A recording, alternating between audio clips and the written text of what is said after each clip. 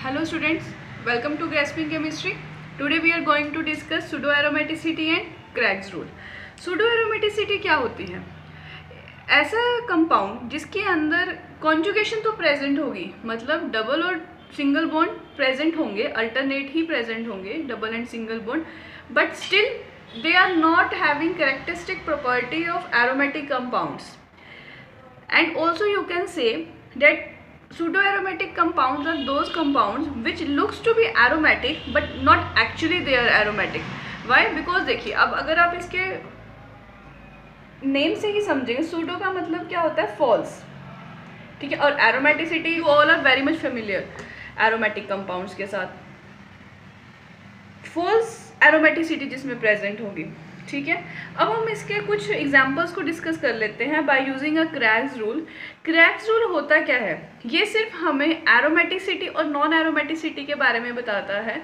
Non aromaticity हम यहाँ पे किन को बोल रहे हैं? सूडो एरोमेटिक कंपाउंड्स को ही बोल रहे हैं, मतलब जिनके अंदर ऐसा लगता है देखने से भी एरोमेटिसिटी है, डबल और सिंगल बॉन्ड की कॉन्जुगेशन है, but they are not aromatic, ठीक है, दे आर सूडो एरोमेटिक। और हम क्रैग्स रूल के अंडर इनको नॉन एरोमेटिसिटी भी नॉन एरोमेटिक कंपाउंड्स भी कहते हैं।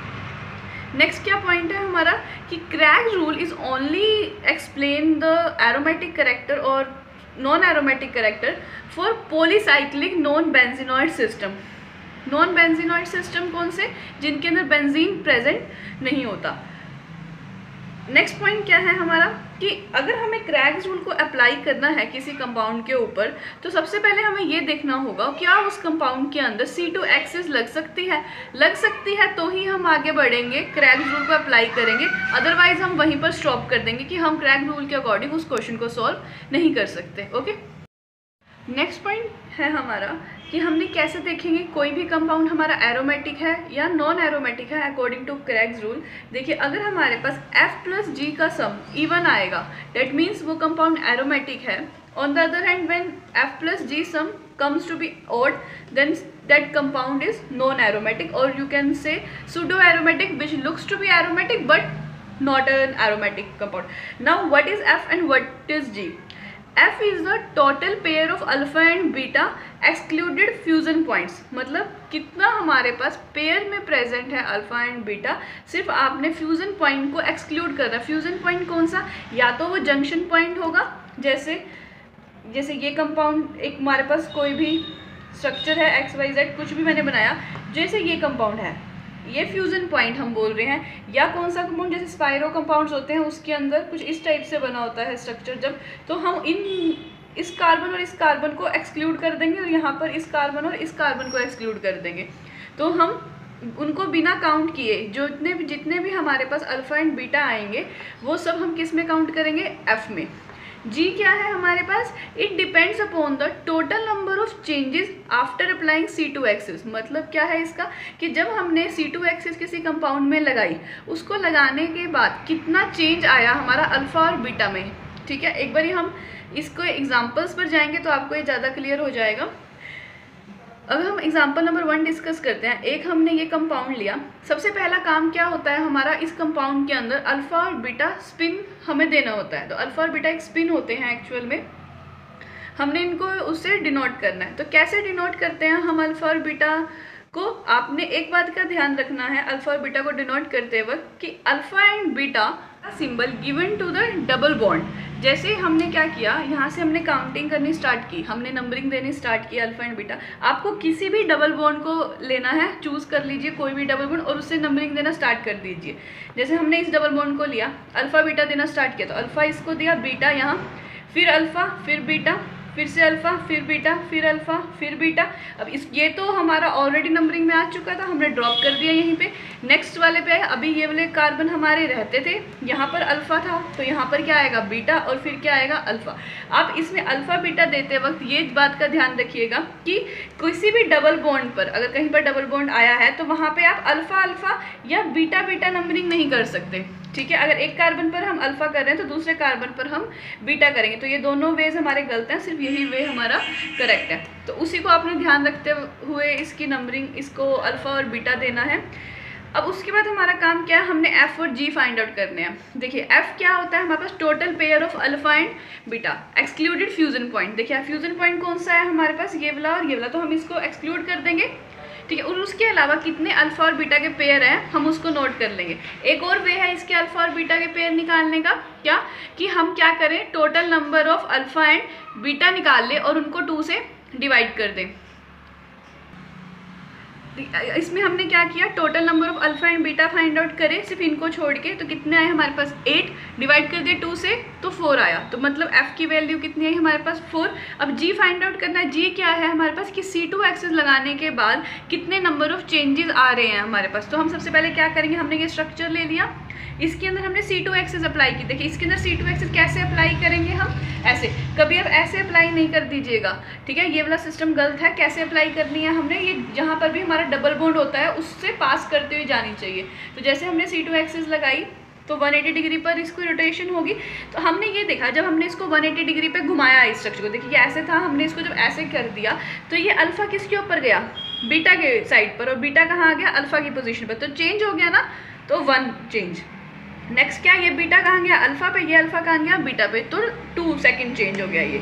अब नेक्स्ट क्या गया, बीटा, बीटा पर, ये वाला बीटा यहाँ आ गया, कोई चेंज नहीं है। अल्फा कहाँ गया, इस अल्फा वाली पोजीशन पर, और ये अल्फा कहाँ आया, इस अल्फा वाली पोजीशन पर, कोई चेंज नहीं है। तो टोटल नंबर ऑफ चेंजेस कितने थे हमारे 2। कहाँ पर आए, एक इस साइड पर आया और एक इस पोजीशन पर आया। तो अब हमने क्या करना है, हमने ये फाइंड आउट करना है हमारे पास f प्लस जी की वैल्यू कैसी आती है, इवन आती है या ओड आती है। तो हमने यही किया, f और g को ऐड कर दिया, तो 4 + 2 6, 6 is an even number, so this given compound is aromatic in nature, okay।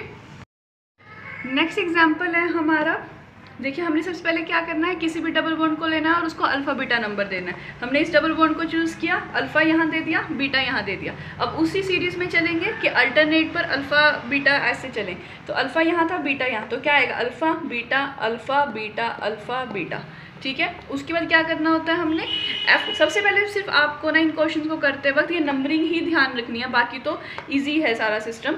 आपने क्या देखना है, सिर्फ डबल बॉन्ड को अल्फा बीटा देना है, उसके बाद आपने बस अल्फा बीटा अल्टरनेट कार्बन्स पर देते चले जाना है। आपने बस ये ध्यान रखना है कि डबल बॉन्ड को कभी भी सेम ना आ जाए, अल्फा अल्फा या बीटा बीटा ना आ जाए बस। तो उसके बाद हम, ठीक है, हमने ये अल्फा बीटा की नंबरिंग दे दी, f की वैल्यू निकालते हैं सिर्फ इस पॉइंट। देखिए अब यहाँ पे हमारे पास फ्यूजन पॉइंट कौन सा है, ये वाला, हमने इन पॉइंट्स को छोड़ देना। बाकी देखिए अल्फा और बीटा कितने प्रेजेंट है, 1 2 3 4 5 6, देखिए इसको और इसको काउंट नहीं करना, तो 6 है अल्फा और beta, total number of alpha और बीटा काउंट कर रही हूँ मैं यहाँ पे, डिवाइड कर दिया 2 से, कितना आया 3।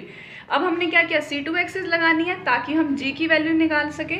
अब हमने क्या किया, C2 एक्सिस लगाई। देखिए कैसे लगा रहे हैं हम C2 एक्सिस, ऐसे, क्योंकि मैंने कहा कि ये जो पॉइंट होता है यहाँ पर लगनी चाहिए, इसमें हम ऐसे तो नहीं लगा सकते, C2 एक्सिस ऐसे ही लगा सकते हैं। तो C2 एक्सिस ऐसे लगी, ठीक है, ये रोटेट हो गया ऐसे।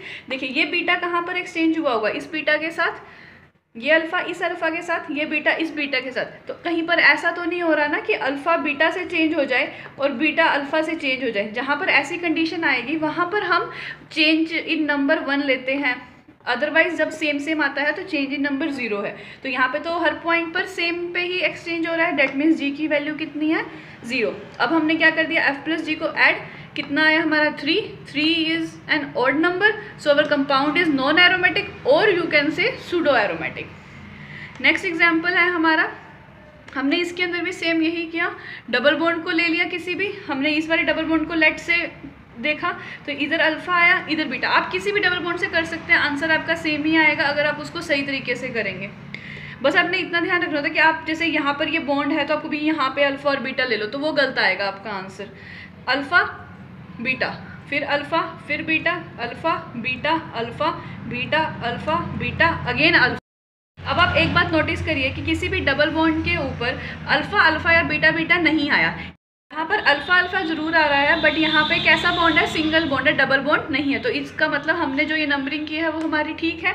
अब देखिए यहाँ पर जब हम लास्ट नंबरिंग कर रहे थे अल्फा बीटा की, तो हम यहाँ पर लास्ट आए थे, कहाँ पर खत्म हुआ था हमारा, अल्फा पे, बट स्टिल हमारा ये वाला कार्बन रहता था नंबरिंग करना, तो अल्फा के बाद क्या आएगा, बीटा। तो हमने इस कार्बन को क्या नंबरिंग दे दी, बीटा की। अब f की वैल्यू निकालेंगे सिर्फ इस कार्बन और इस कार्बन को छोड़िए, क्योंकि ये वाला कार्बन क्या है, फ्यूज्ड कार्बन है। Total number of carbons count किए हमने, या total number of alpha and beta counts किए हमने, कितने आए 10, 10 डिवाइडेड बाई 2 5, एफ की वैल्यू क्या आ गई 5। जी की वैल्यू निकालनी है, जी की वैल्यू कैसे निकलते हैं, C2 एक्सिस पास करने पर, ऐसे C2 एक्सिस पास की हमने 180 डिग्री पर रोटेट किया कंपाउंड को। देखिए रोटेट करने के बाद हमने चेंज ही तो देखना है। देखिए ये जब मैंने ऐसे C2 एक्सिस लगा दी तो ये अल्फ़ा किससे चेंज हो गया, इस बीटा से। ये वाला अल्फ़ा किससे चेंज हुआ, इस अल्फ़ा से। ये वाला बीटा किससे चेंज हुआ, इस बीटा से। ये वाला अल्फ़ा किससे चेंज हुआ, इस अल्फ़ा से। ये वाला बीटा किससे चेंज हुआ, इस बीटा से। इसका मतलब सभी तो सेम से एक्सचेंज हो रहे हैं, बस ये वाला ही डिफरेंट है। तो जी की वैल्यू क्या आ गई 1। एफ प्लस जी को ऐड कर दिया 6 is an even number, so our compound is aromatic.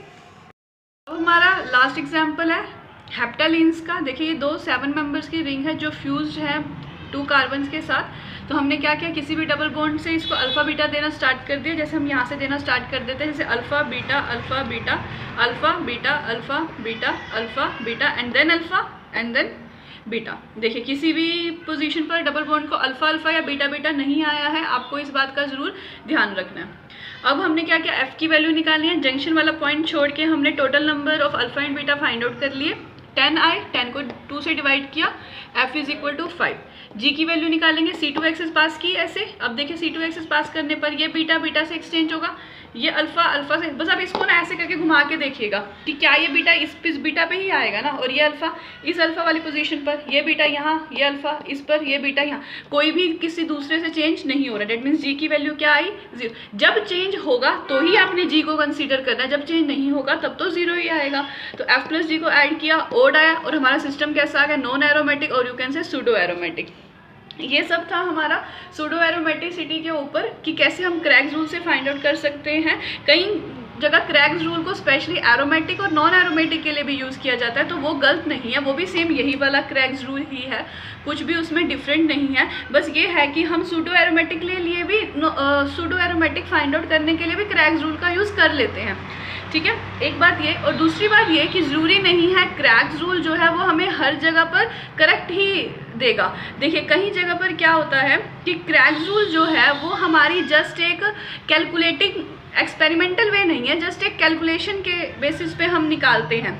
तो एक्सपेरिमेंटल कई कंपाउंड्स के लिए कुछ आता है और क्रैक्स से जो हम फाइंड आउट करते हैं उनके लिए कुछ आता है। तो सिर्फ क्रैक्स रूल जो है वो एक थ्योरेटिकल वे है किसी भी कंपाउंड को जानने के लिए कि उसके करैक्टर कैसा है, बट एक्सपेरिमेंटली भी ऑलवेज वही आए ये ज़रूरी नहीं है। ठीक है, ये आपके लिए एक प्रैक्टिस एग्जांपल है, आप इसको करके देखिएगा। ये एक एरोमेटिक कंपाउंड है, इसके लिए इवन आएगा एफ प्लस जी का सम। ठीक है, तो आप मुझे बताइएगा आपका ये क्वेश्चन हुआ या नहीं। And thank you so much for watching this video. If you like this video then share it among with your friends and subscribe to my channel. Thank you.